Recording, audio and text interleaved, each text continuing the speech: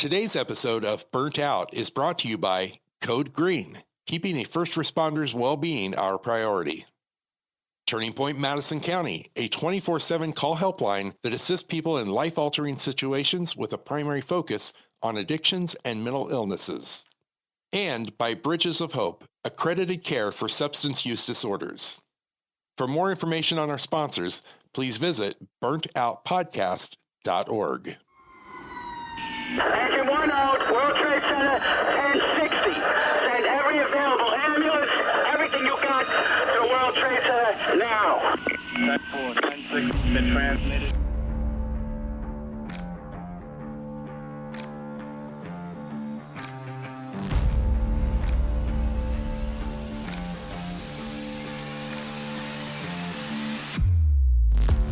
Welcome to Burnt Out.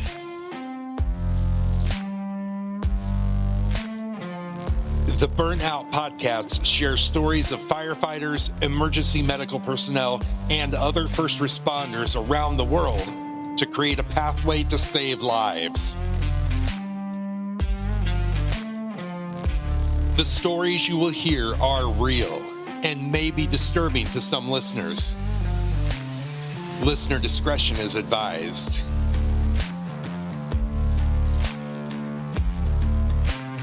And now I'd like to introduce you to your host to Burnout, a 33-year retired veteran of the fire department, Skip O. Sean, thank you for that great introduction. I'd like to also welcome everybody to Burnout Podcast. We're here to help first responders and family members of first responders that has a mental health or an addiction problem. We have three great sponsors that work in that field, and we're really grateful to have them as our sponsors. Today, we're going to be interviewing a nurse. Her name's Lea Kirkpatrick. She's been a nurse for several years. She's worked at the emergency room. She's dealt with her own demons. And Lea, thank you for being here today. Thank you so much for having me. I'm so blessed to be here. I really appreciate it, Skip. Well, I tell you, I'm just grateful to know you, and you're part of the worldwide peer support, helping out there. And you want to give people a glimpse of a little bit of your family life and a little bit of background of you being a nurse? Sure. Yeah. So I've been a nurse for, 22 years. Started out in the emergency room, did a lot of that, 13 years. And then I've done some time working in jail, state mental hospitals. And then I dealt with my own addiction. I went through a divorce and struggled with alcoholism and didn't really see that coming. You know, I was a nurse and I thought I knew what I needed to know to not go down that road. And I swear it can really happen to anyone. Absolutely. You didn't see Yeah. that coming. That's not what you put on your application. Did not see that coming. For sure. That does not go on your resume. That's right. But after I was able to, I guess, get through to the other side and get some sobriety, I now work at a rehab facility and love it. And it, I think, helps me more than it helps, the clients there, because I'm able to, see them get through the process and work through their demons. And it definitely helps me stay sober. So Sure. Yeah. You got a good support system at home, don't you? I do. So I have two daughters. Emily's 19 and Claire's 15. And then I have a husband who we've been married for 3 years on Saturday. And I've got two beautiful stepchildren. So yeah, busy life. Well, congratulations. Thank you. As a first responder, we see a lot of things, whether you're fireman, policeman, nurse, military, or, there's a lot of dispatcher. When you first went to school and you got your first job, what was that like? Like, I thought I was going to be here and rescue everybody. What was your attitude going into your first job as a nurse? I just wanted to help people. I guess I wasn't prepared for all the baggage and the stress and the I guess the emotions that I would take home as a nurse, and the feelings of empathy that I would kind of put in the back of my head. And I never thought I would take it home. You get to the end of a 12-hour shift and you think, okay, I'm done. But then you kind of pack it away and you think about those patients, and like you take that home with you. I've taken care of lots and lots of sick and dying patients throughout the years. I worked oncology, like I said, ER, and seen a lot of yucky things. And you take that stuff and you remember it. And I just went into nursing to help people and love it. But I think it does time after time, you don't realize that you don't really deal with it, I think. So I didn't Sure. prepare for that, I guess is what I'm trying to say. When you went through school, I know I talked to a few other guests, and we talked about peer support and going into the job. Did any of the schooling prepare you for the emotions or for any kind of support mentally for you going through that? Did they have anything whatsoever? No, Skip, it's funny. I've talked to people after, since I've gone through my alcoholism, and I had no idea. School didn't prepare me, life didn't prepare me. I didn't know anything about addiction until I went through it myself. A lot of us older dudes, we didn't have peer support. We had, a mentality. Nobody told me not to say anything, but I just didn't. I thought we just had to hold it in and just kind of, am I the only one feeling like this? Yes. Have you ever felt like that?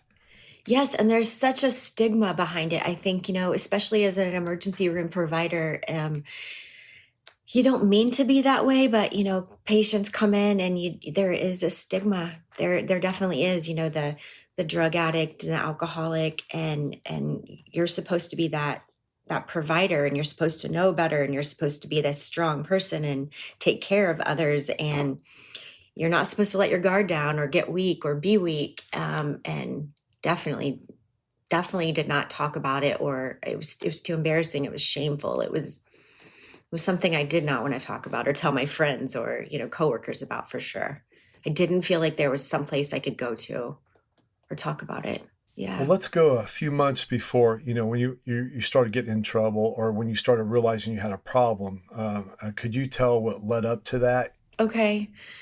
So my family, we had 2 young daughters, and my husband was in graduate school, and we went through kind of a nasty divorce, and I just didn't deal with it the way that I should have. I didn't reach out to my family, to my friends. Instead, I internalized it. And I was raised in a very strong, Catholic family, and you don't get divorced, and you don't do those things. It was kind of a shameful thing. So I didn't feel like I could talk to my family, my parents.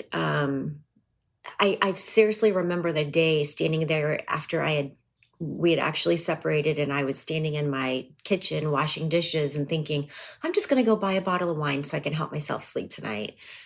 And that was the night. And after that, it just started slowly circling downhill and started spiraling out of control. It just was that one bottle of wine led to just a downward spiral of not being able to stop. That was my way of dealing with it and numbing my pain of feeling like I didn't go about my divorce, in the right way, I guess. I didn't deal with it the right way.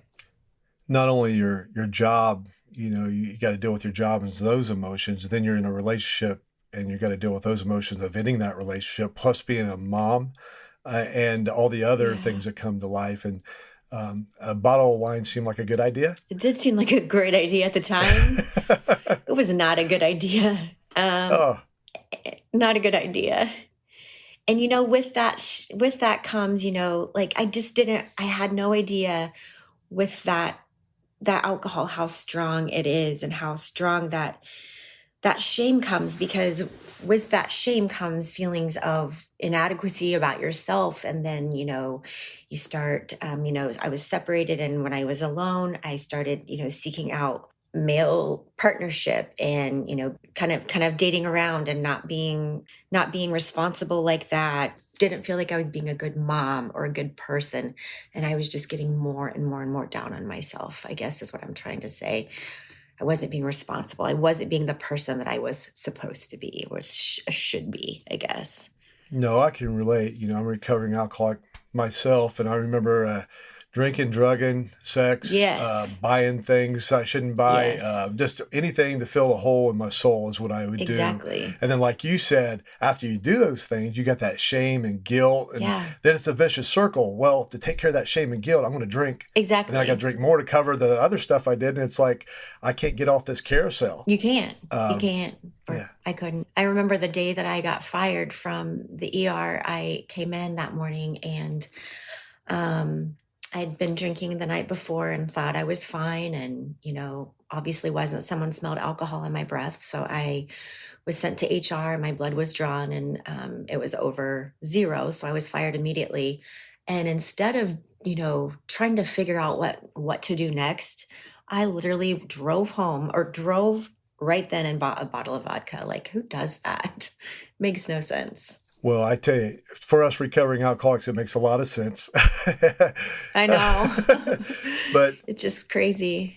well, okay, you went and bought that bottle, and then next year or two, what happened then? If you want to get a little short version of that. Over the course of the next couple of years, I lost 4 jobs due to not making it to work on time or just,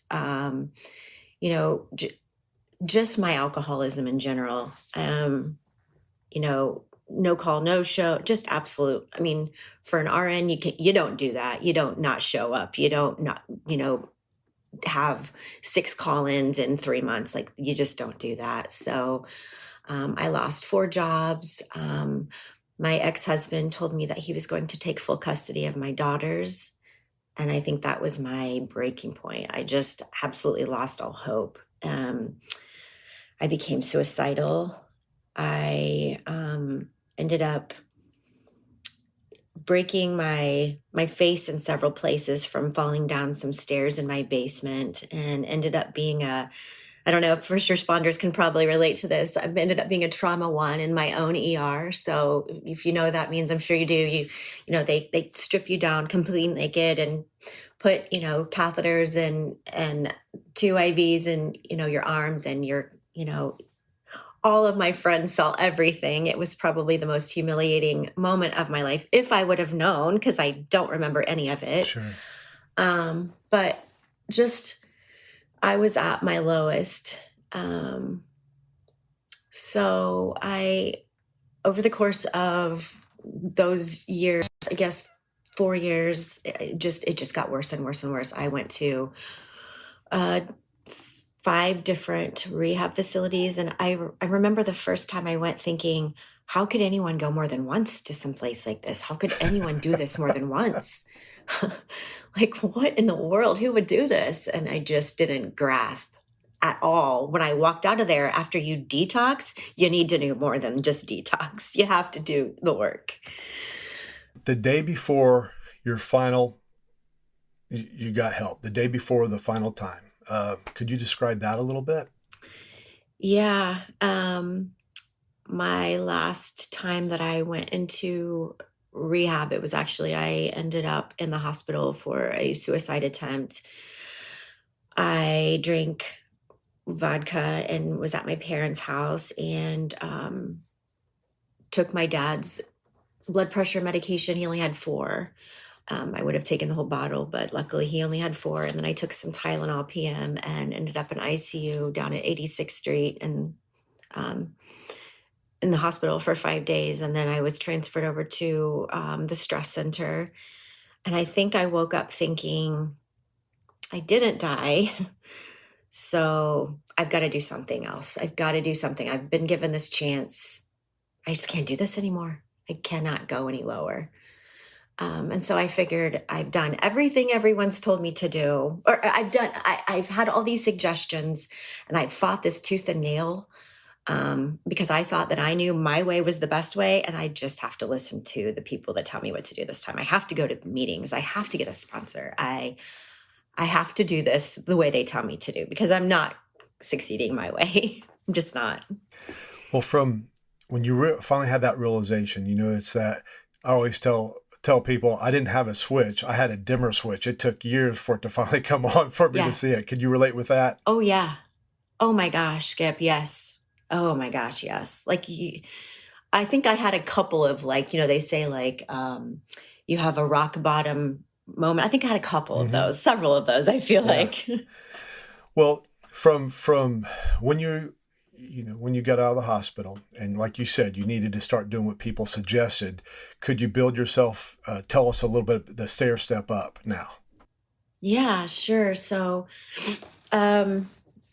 they suggested that I turn myself into what's called ISNAP. It's Indiana State Nurses Protection, like where they protect your license. So basically, you hold yourself accountable. So I did a breathalyzer every 4 hours for a long time. Gosh, it was probably a year and a half, which got really annoying and really expensive.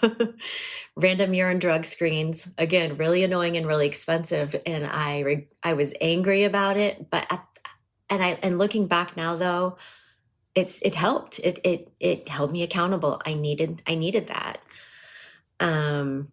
I went to meetings. I went to lots and lots of meetings. And until I sat through so many meetings and finally just keyed in and paid attention and forced myself to talk, I didn't grasp it. I got a sponsor. I worked the steps. I really worked the steps.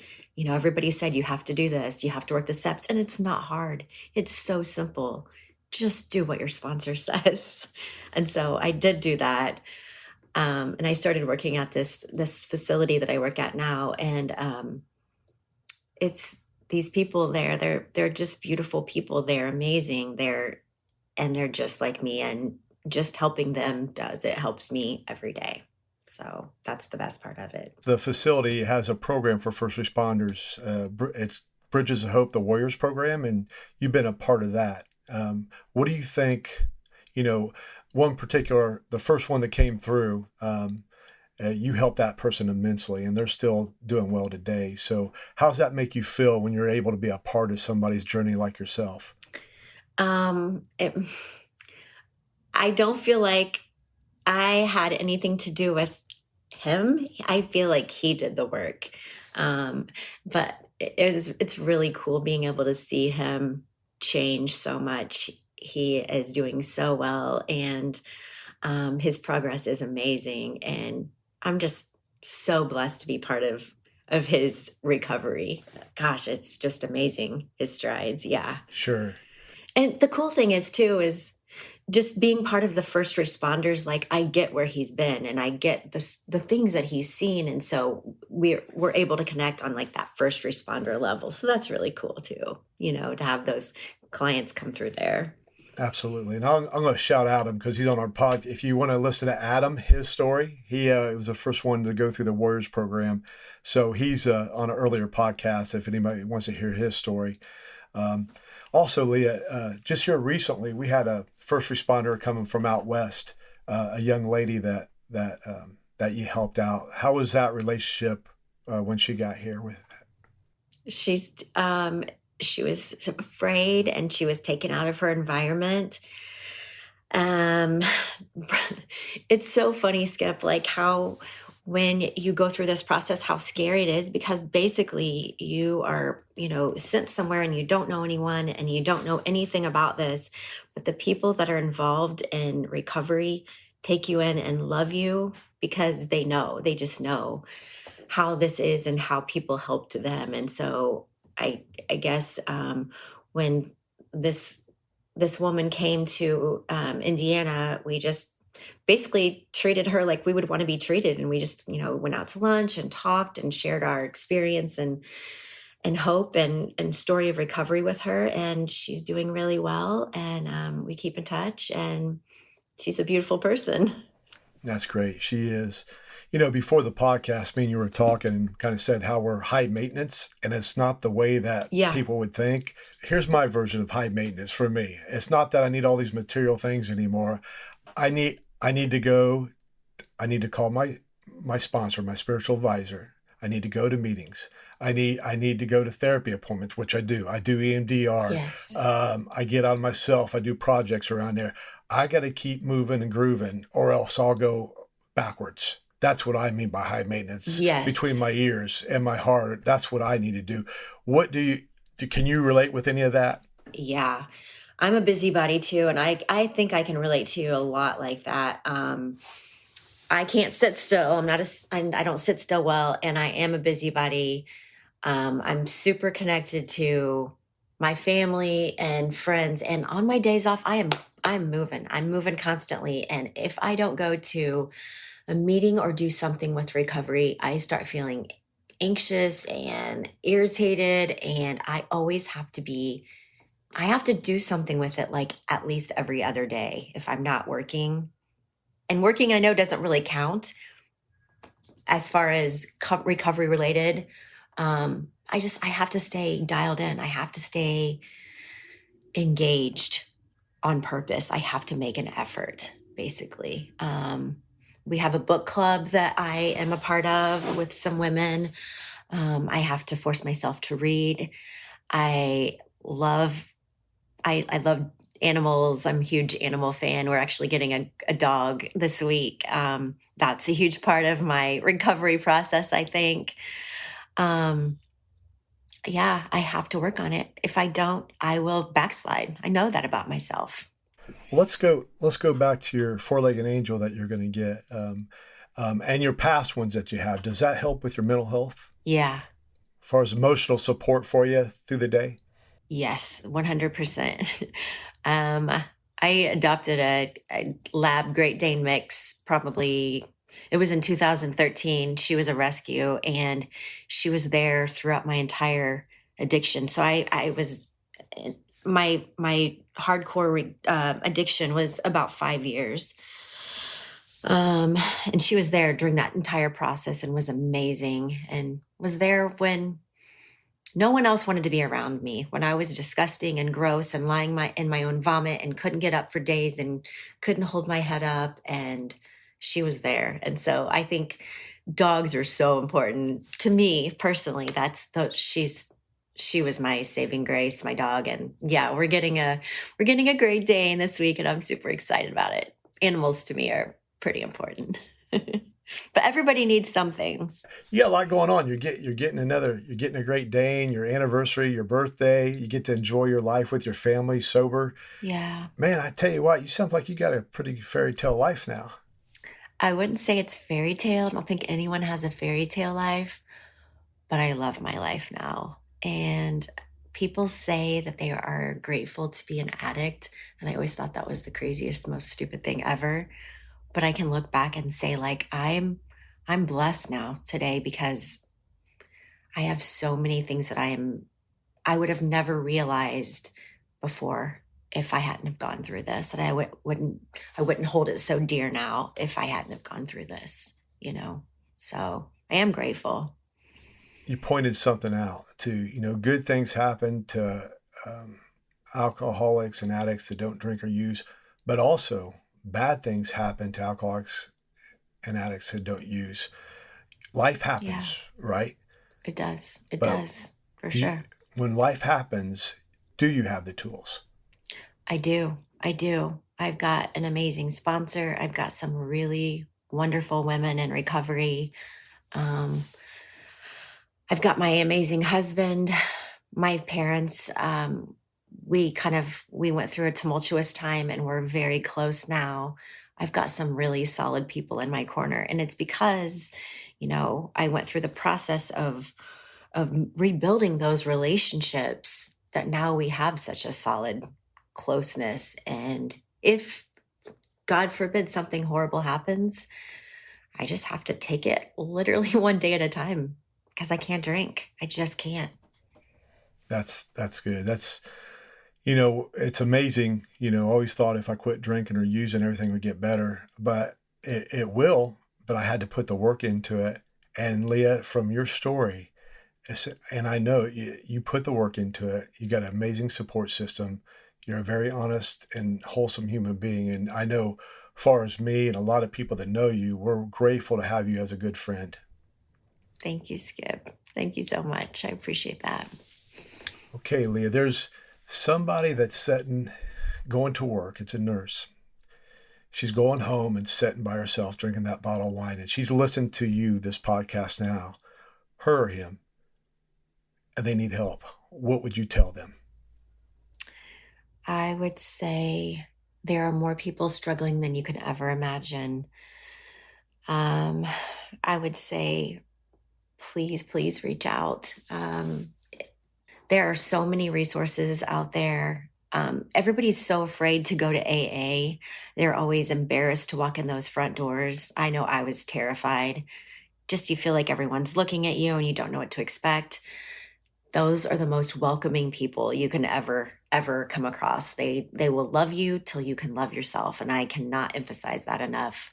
And if you need a friend to go with you, there are so many people in recovery that will drop anything to go with you. It's just crazy, the people that are in recovery that have been through this journey that will bend over backwards to help someone else trying to get through this, because they understand, they get it.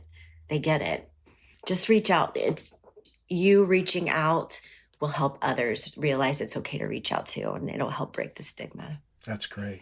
You're right. What I found out, I thought it was, first responders, police, fire. We do this geared toward them, but it's for everybody. My sponsor, a spiritual advisor, he's a bricklayer. We have in common of alcoholism. Do you relate with a lot of people who they're not necessarily first responders, but other recovery people? Yes, definitely. I can it's so cool. I feel like anyone in recovery are my people. I get them on some level. People are all shapes and sizes and colors and from different backgrounds, but we all get each other because we have shared this common struggle, and it is addiction. And even if we don't know each other, we get that we've shared this common struggle. And so, yes, even if it's not a first responder, if someone has gone through this struggle as well, I feel like we can totally relate on that level. Absolutely. Okay. Well, before we come to the end, and I always like to ask somebody, is there a statement or a quote through your life that always resonates in your head when you're going through a struggle or to keep you motivated? Is there something that you can think of right now that comes to mind? Oh, you're putting me on the spot, Skip.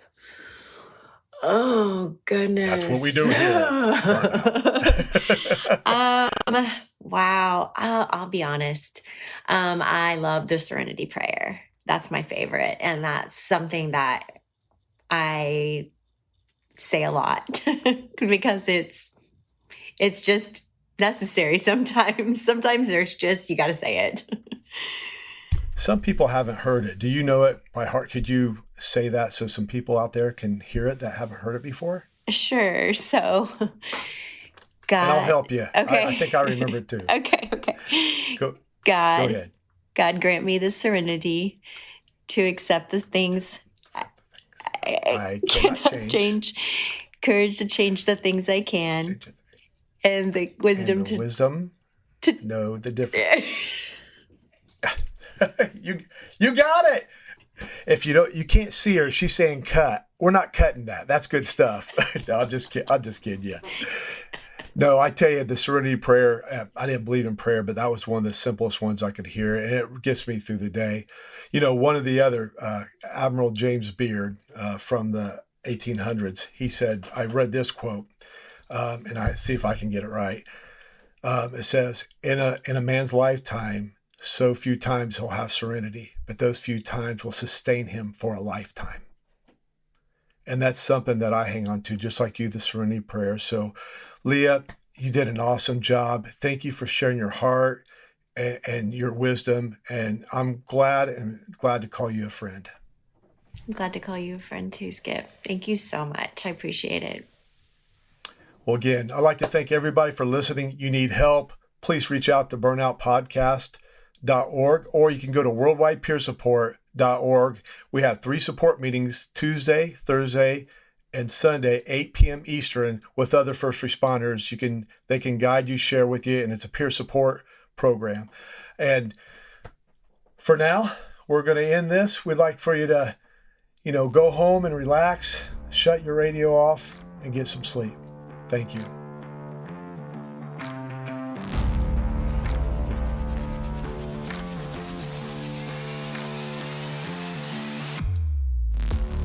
Thanks for tuning in to the Burnt Out Podcast. Your host for Burnt Out is Skip O. Produced by Sean P. Neal. A Two on the Lobster production. Tune in every week for fresh episodes of Burnt Out. And visit burntout.org for more information.